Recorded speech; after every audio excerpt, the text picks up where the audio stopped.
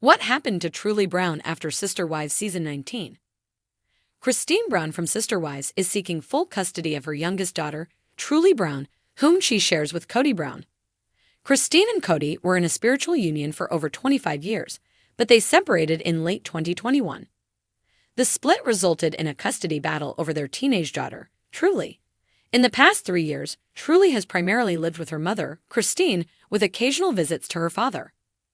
Cristin believes that relocating Truly from Arizona to Utah was the best decision to protect her relationship with her father from further damage. While Cristin claimed that she made the right decision by taking Truly with her to Utah, Kody stated that it wasn't true. He accused her of lying and making false excuses. Kody also expressed his opinions on his daughter's living situation, criticizing Cristin for bringing their daughter to Utah to live with her significant other, David Woolley, who wasn't married to her at the time. He pointed out it was inappropriate for Cristin to have Truly live in her and David's unmarried household. Cristin later married David in October 2023. In 2024, Cristin surprised Kody by demanding that he pay child support for Truly.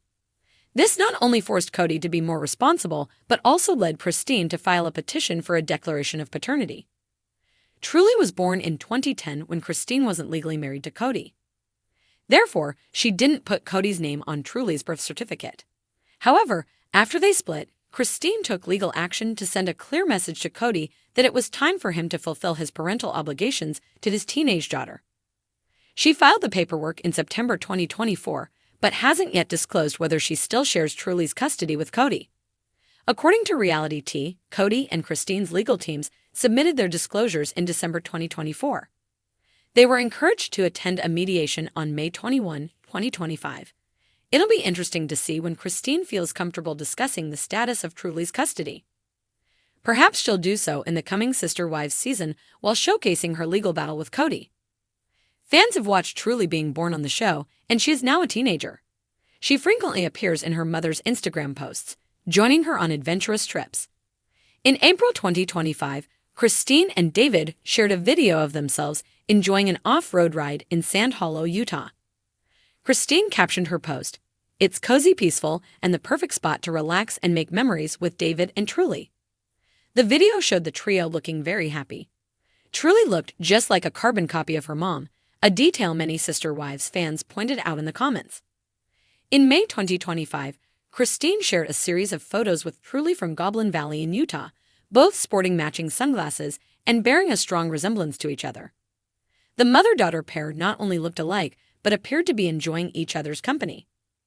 Their pictures garnered over 34 likes and numerous positive comments. One Instagram user wrote, "Truly is a mini Cristin. Love her," and many others echoed similar sentiments. It's heartwarming to see the love and support Truly receives from both her mother and Sister Wives fans. Gone were the cameras, the sound crews, the constant buzz of production vans parked just beyond the horizon. For the first time in nearly 2 decades, the Browns, those familiar, complicated, endlessly compelling faces of Sister Wives, were living a life untouched by reality TV. But that didn't mean it was peaceful. Cristin Brown sat on the porch of her new home in Salt Lake City, wrapped in a knitted peach shawl that Truly had made her for Mother's Day. Her youngest daughter was inside, giggling over a baking fail with her older sisters. The kind of moment Cristin once dreamed of, but her mind was elsewhere. She picked up her phone and hovered over the contact, Mary. They hadn't spoken since the show ended. Not really. They'd exchanged polite texts, "Hope you're doing well," and "Let me know if you're ever in town." But nothing with depth. Too many wounds, too many years of pretending in front of cameras, holding on to relationships that didn't serve them anymore. Cristin sighed. "Maybe some goodbyes are just long hellos," she whispered, setting the phone down. Over in Flagstaff, Janelle Brown walked the trails behind her modest cabin. She was solo now, physically and emotionally. Losing Garrison had shattered her in a way the cameras never truly caught.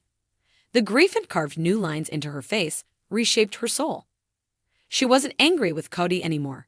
That had taken work, therapy, tears, time. But mostly, she realized that holding onto resentment was like clenching a cactus. It only hurt her. What mattered now were the kids, her boys, Savannah. She pulled out her journal, writing her thoughts with the same firm discipline she once reserved for co-parenting calendars. "Freedom is lonely sometimes," she wrote, "but at least it's honest. Meanwhile, Mary was doing something no one ever expected. Laughing. Genuinely, freely, loudly. Her B&B in Parowan was booked solid for the fall, and she had just started a women's retreat series called Real Me, Real Now. Leading the show had been bittersweet. In a way, Mary mourned the structure it gave her life. Even as the last wife standing, never fully in, never quite out, she felt seen. But that version of being seen was always edited, always filtered through Cody's disapproval, her sister wives' awkward silences. Now, Mary was finally reclaiming her voice. And the internet, it had noticed. Her peach-toned outfit selfies had become fan favorites. TikTok dubbed her the glow-up queen of Utah. But it wasn't vanity, it was healing. Still, she kept the ring Cody gave her, locked in a drawer, a symbol of a chapter that made her but wouldn't define her. As for Cody Brown, he was alone in Coyote Pass, pacing a dusty path near the unfinished dream house. The land that once symbolized unity had become a monument to loss. He often visited the site in the early morning, before the sun got too harsh. He muttered to himself, sometimes replaying arguments, sometimes whispering apologies he never had the courage to say out loud. He'd thought love could be managed like a calendar. That faith and ego could build a kingdom. But the kingdom had fallen, and he was the last monarch wandering the ruins. He considered writing a memoir. Polygamy, lessons in love and ego. But who would read it? The fans who turned on him? The wives who outgrew him? He didn't know. All he knew was that he missed his children, especially the ones who wouldn't return his calls. Back in Salt Lake City, Cristin's phone buzzed. A name appeared on the screen. Peyton. "Hey, Mom," he said when she answered. "I just saw a Reddit thread saying you and Janelle might be doing your own show. Is that true?" Cristin chuckled. "Not unless it's called Cooking with Chaos." "I'd watch that," Peyton said, and his voice turned soft. "I'm glad you're happy, Mom. You finally look real."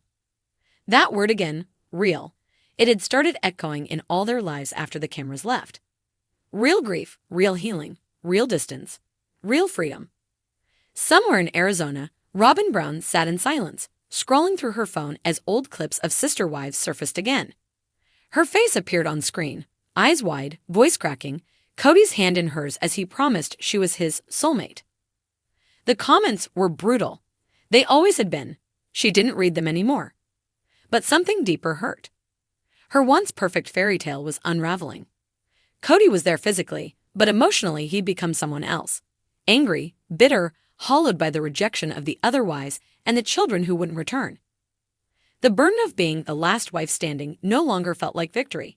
It felt like exile. She turned off the video. Then one afternoon, in a rare twist of fate, all 5 of them were in the same city. Not for filming, not for a reunion special, but for Gwendolyn's wedding. No cameras, no scripts, just awkward greetings, long silences, and complicated history sitting between plates of catered food and centerpieces with sunflowers. Cristin hugged Mary. Janelle kissed Robin on the cheek. Cody stood off to the side, arms crossed, uncertain. But when Gwen raised her glass and toasted to new beginnings, not built on polygamy or pressure, but peace, something shifted. Not everyone smiled. But no one walked away. The Browns, after sister wives, weren't a family in the way they once were. They were fragments of something big, now trying to find shape on their own. But in their own homes, on their own paths, they were finally telling the stories they wanted.